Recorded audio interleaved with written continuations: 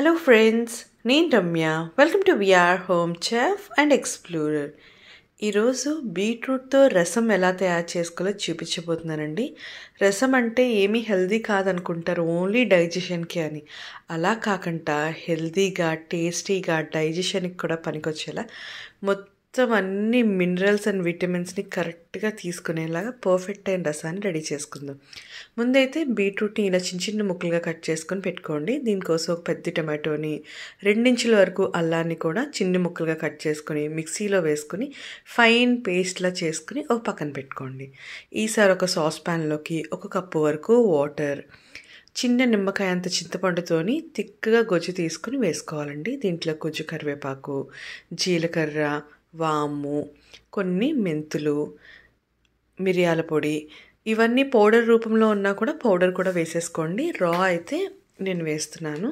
దీంట్లోకి ఉప్పు, పసుపు, 2 స్పూన్ల వరకు బెల్లాన్ని వేసుకోవాలండి. ఇవన్నీ మరుగుతున్నప్పుడే ఆల్రెడీ ఫైన్గా పేస్ట్ చేసుకున్నాం కదా, దాన్ని ఇలాగా జల్లెట్లో వేసుకొని ఫైన్ ప్యూరీ లాగా దీంట్లో వేసుకోవాలండి.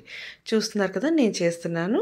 ఇలా రెడీ చేసుకుని మొత్తం అంతా దీంట్లోకి ట్రాన్స్ఫర్ చేసుకుని, కావాలంటే దీంట్లో వాటర్ వేసుకొని కూడా ఇంకా దీంట్లోకి వేసుకోవచ్చు. లేదంటే ఈ పల్ప్లోని 1 స్పూన్ వరకు శనగపిండి వేసుకుని ఫేస్ ప్యాక్ వేసుకున్నారంటే మంచి గ్లోయింగ్ స్కిన్ వస్తుంది. చూసారు కదా.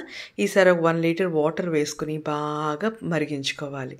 ఇలాగా రసం బాగా మరుగుతున్నప్పుడే దీంట్లోకి కొంచెం కొత్తిమీరని యాడ్ చేసుకుని 1 మినిట్ మరిగించుకొని ఓ పక్కన పెట్టుకోండి. ఇలా మరిగిన రసంలోకి ఇప్పుడు తాలింపును వేసుకుందాం. స్టవ్ పైన ఇంకొక ప్యాన్ పెట్టుకొని 1 స్పూన్ ఆయిల్, ఇంకా 1 స్పూన్ నెయ్యి వేసుకోండి. నెయ్యి వేసి తాలింపు వేస్తే చాలా టేస్టీగా ఉంటుంది. ఈసారి కొంచెం జీలకర్ర, వాము, ఆవాలు వేసుకోవాలనుకుంటే చిన్న 2 మెంతులు వేసుకోండి. నేనైతే వేయట్లేదు. దీంట్లో కరివేపాకు, కొన్ని వెల్లుల్లి రెమ్మలు, ఎండుమిరపకాయలు వేసుకోండి. వేసుకుని బాగా తాలింపుని వేగించుకోవాలి. కరివేపాకు క్రిస్పీగా అయ్యేంత వరకు వేగించుకొని తర్వాత దీంట్లోకి ఒక పెద్ద ఉల్లిపాయని చిన్న చిన్న ముక్కలుగా కట్ చేసుకుని వేసుకుని ఆనియన్స్ లైట్ ట్రాన్స్పరెంట్గా అయ్యేంత వరకు ఫ్రై చేసుకోండి. ఆనియన్స్ ఇలా వేగిన తర్వాత కొంచెం కొత్తిమీరని వేసుకుని ఇంకొక 2 మినిట్స్ వేగించుకొని స్టవ్ స్విచ్ ఆఫ్ చేసుకోండి. ఈసారి మళ్ళీ చారుని పొయ్యి మీద పెట్టుకొని స్టవ్ని మీడియం ఫ్లేమ్లో ఉంచుకొని రెడీ చేసుకుని తాలింపుని దీంట్లో వేసుకుని ఒక్కసారి ఇలా మరగనివ్వండి. అలా మరుగు పట్టంగానే స్టవ్ స్విచ్ ఆఫ్ చేసుకున్నారంటే మన బీట్రూట్ రసం అనేది రెడీ అయిపోతుందండి.